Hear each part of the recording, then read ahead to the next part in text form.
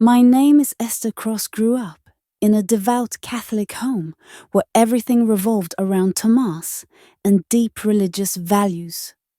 My parents were devout believers who raised me with a firm but loving spirit, instilling in me the belief that there was a greater meaning to life, and that I should dedicate my life to Thomas and service from a young age. I knew I was different.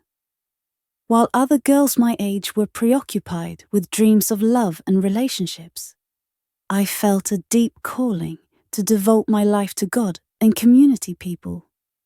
Often noticed me maybe because of my looks, with my long brown hair and bright eyes, or maybe because of my quiet demeanor and the steadfastness of my Thomas that I always tried to maintain. But I didn't mind the attention.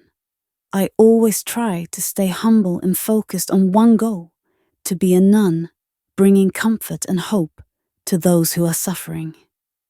Yet as much as I tried to hold on to my Thomas, I also realized that I was still young and inexperienced, with the world around me inside. I was still a girl with fragile emotions, easily swayed, although I had chosen the path of religious life. The spiritual challenges I faced still left me shaken.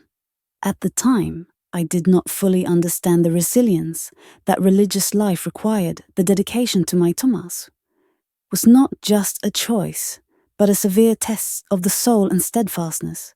When I first met Pastor Petrus Magella, I was just a woman, filled with doubts, longing for a place to lean on. Petrus was a calm and devoted man of religion, who radiated an extraordinary peace. He often appeared with a calm smile, a calm gaze, and a gentle but powerful way of speaking. His devotion to his congregation, his ability to listen deeply, and his guiding counsel made me feel that I had found a guide. He is the one who can help me overcome the world, i.e. doubts and chaos I face every day. At first, I went to Petrus just to vent, hoping to find comfort in his teachings. He always took the time to listen to me with patience and never judged. He simply sat across from me, listening to things that I didn't even have the courage to say to anyone else. I felt like I could open up, expose all my weaknesses and turmoil in my heart without fear. I believed that he was the one God sent to help me find the path of light. As time went by, I gradually considered Petrus as someone close and trusted. Absolutely. I often attended the prayer meetings he organized, deeply felt each of his teachings, and found peace in the Thomas he taught. Petrus was like a spiritual father, helping me gradually release the obsessions in my heart. His presence in my life was like a guiding light, helping me get through each day with a sense of protection. But this closeness gradually opened up unexpected paths. As time passed, our conversations became more frequent and seemed to be more than just advice from a pastor to a parishioner.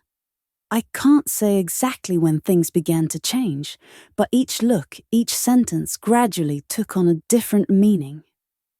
He looked at me not just as a believer in need of guidance, but as a close friend.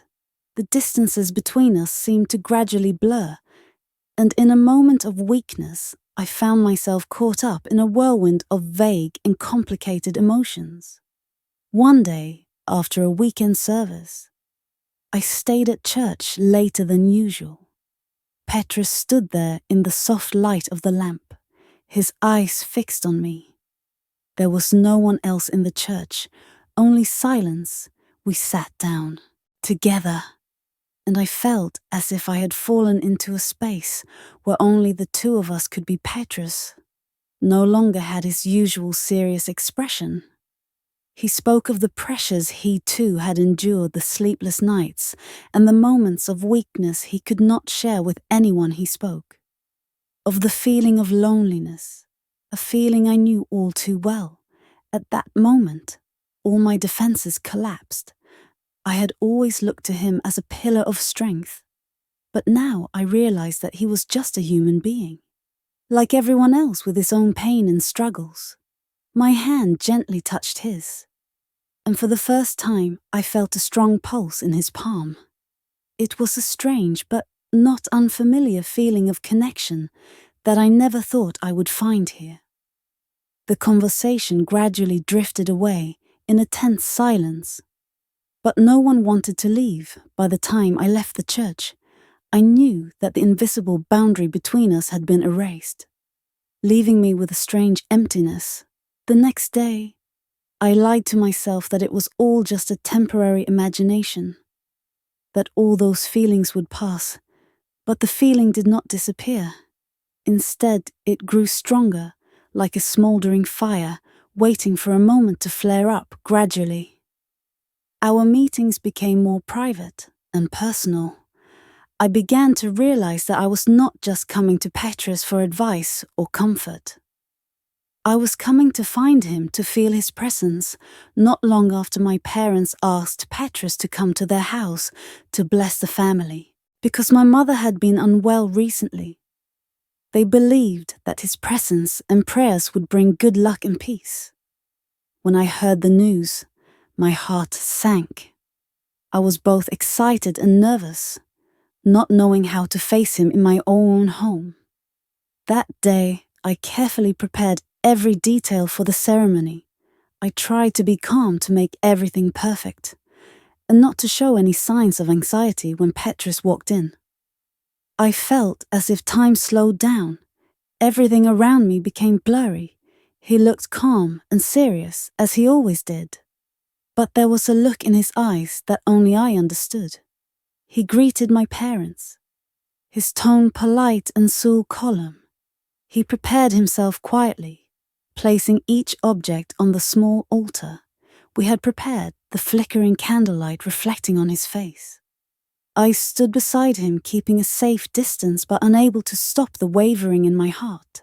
I felt his every move as a reminder of the deep conversations we had had, the emotions I had tried to keep hidden.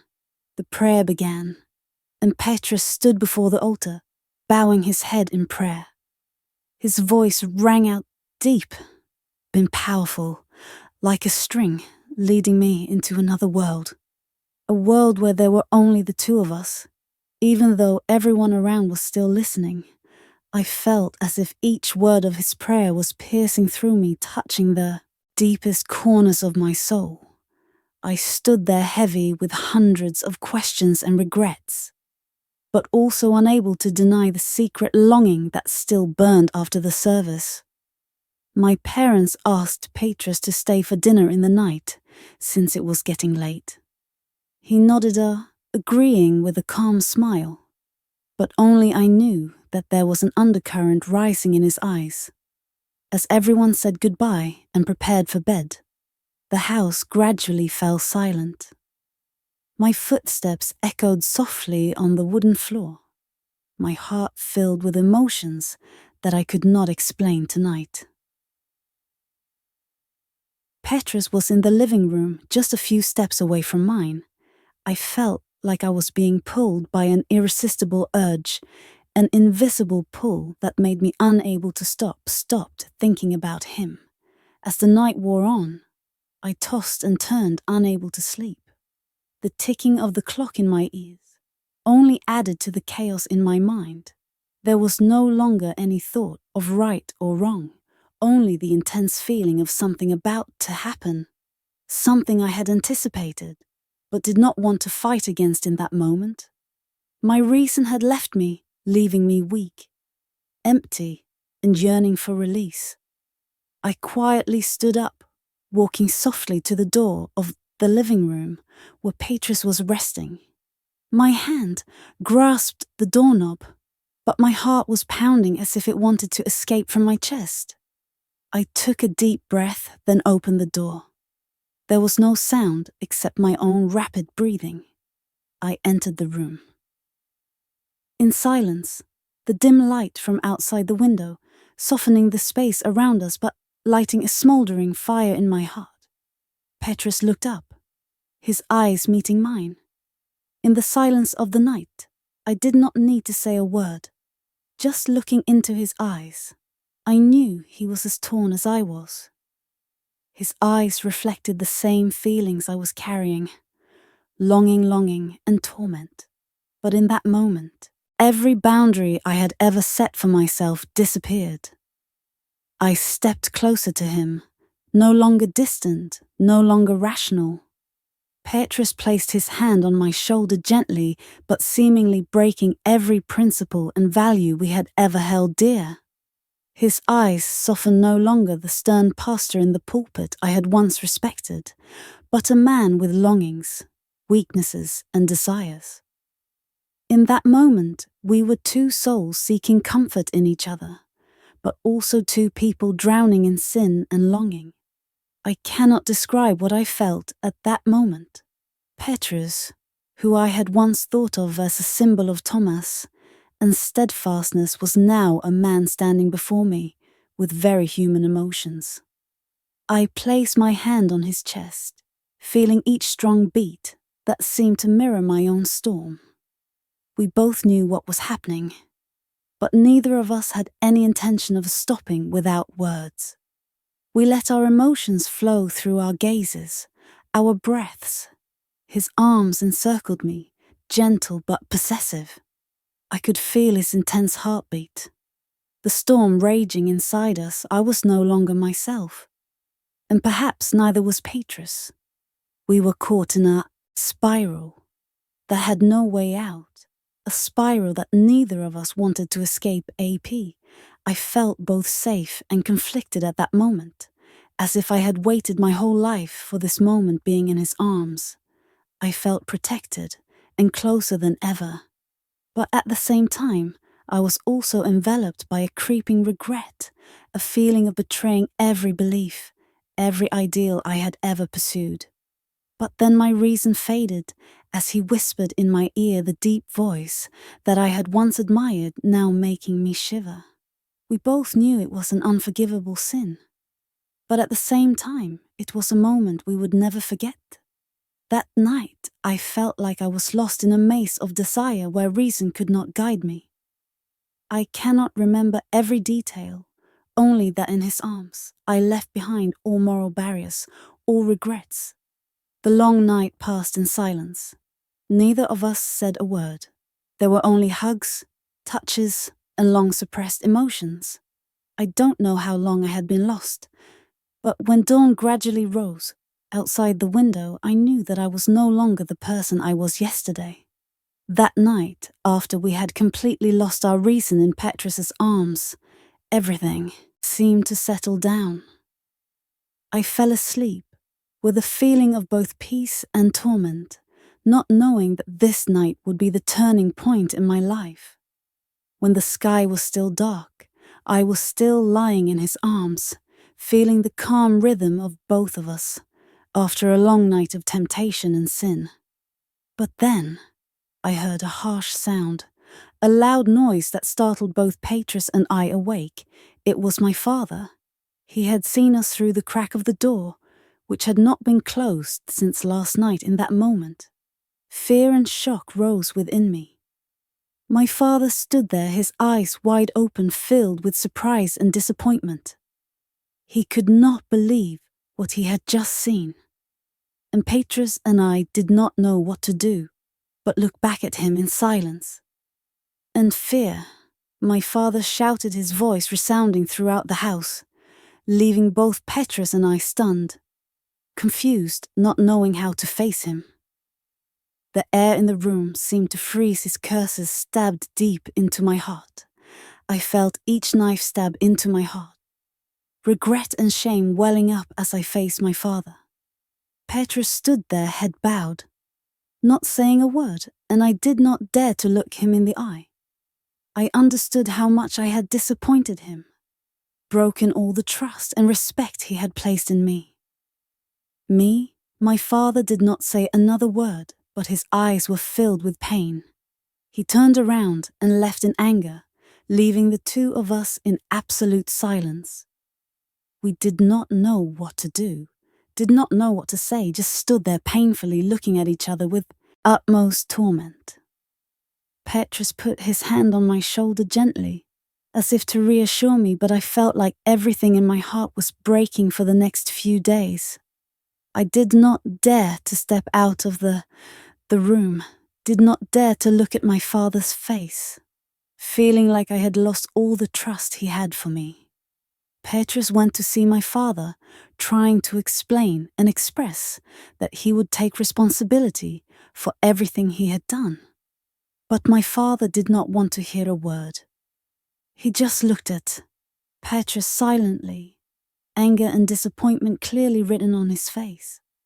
It was not until Petrus said that he wanted to marry me, wanted to do his duty, and would take care of me for the rest of his life, that my father temporarily listened. He asked the family to keep this a secret, so that no one would know the secret that we had both let slip after many days of hesitation. After many thoughts and hesitations, my father finally agreed to Petrus's proposal. I know this decision was not easy for him. A part of his heart still could not forgive us. But he tried to force himself to accept. After everything calmed down, Petrus and I officially held our wedding. Even though we both knew that we would have to face prying eyes gossip about our age and the difference between us, but through it all, I felt Petrus's love for me, his determination to make up for it and bring me happiness, something I did not expect to have. After all the events that had happened, our wedding took place in a simple but warm atmosphere. Although there were always whispers and suspicious looks from people around us, we decided to overcome all difficulties and challenges together. Petrus became my life partner, the one I could rely on in my weakest moments, and also the one who was willing to give up everything to stand by me, despite opposition and scorn from all sides. Although my father reluctantly accepted, I knew that in his heart he still could not completely forgive me. That was something that I always tormented myself about, but it was also the motivation for me to try to prove that I would live happily and be worthy of Petrus's sacrifice, as well as the tolerance that my father had given me after the wedding. Petrus and I began our new life. With many challenges, we had to face scrutiny and gossip from the community. Although Petrus was a respected pastor, he could not avoid criticism for marrying someone much younger than him, and in such scandalous circumstances. But the good news was that besides all the gossip, we also received support from a few close people who understood that everyone has the right to love and to be forgiven. The biggest conflict in my heart was my relationship with my father. Although he agreed to our marriage, I knew he had not truly forgiven me. My father no longer looked at me with the same pride as before. Instead, he looked at me with disappointment and distance. I knew I had hurt him, shattered the image he had hoped for me. In the first years after our marriage, my father and I rarely had deep conversations like before, but I kept trying. I was always by his side, helping him with everything around the house, and occasionally sharing the little joys of life. Gradually, the silence between us became less tense. Eventually, time helped my father and I mend our relationship little by little, and I felt like I was reliving the good old days with him. As for Petrus, he kept his promise. He became a devoted husband, always there for me when I needed him as compensation for everything we had been through. He was not only my lover, but also my guide in life, helping me overcome my mistakes and grow from there, thanks to his devotion and sincere love. I learned how to face myself, how to cherish every moment and love others with all my heart. Looking back, I realized that I had learned a lot. The torment and pain I went through were not only the price of my mistakes, but also the journey for me to find myself.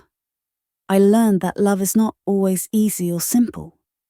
It may come in unexpected, even wrong circumstances. But it is from there that we realize the true value of forgiveness, patience, and unconditional love. Finally, my story can end with a peaceful closure. My life with Petrus gradually stabilized. We had a home, although not perfect, but enough for both of us to feel happy. The storms passed, the mistakes were accepted, and we decided to build a new future together. I was no longer the weak and thoughtless girl of the early days, but became an adult, knowing the value of love and forgiveness. That was my journey. A painful journey, but brought peace in the end. When I understood that life is never perfect, but it is from mistakes and difficulties that we can find the true meaning of love and happiness.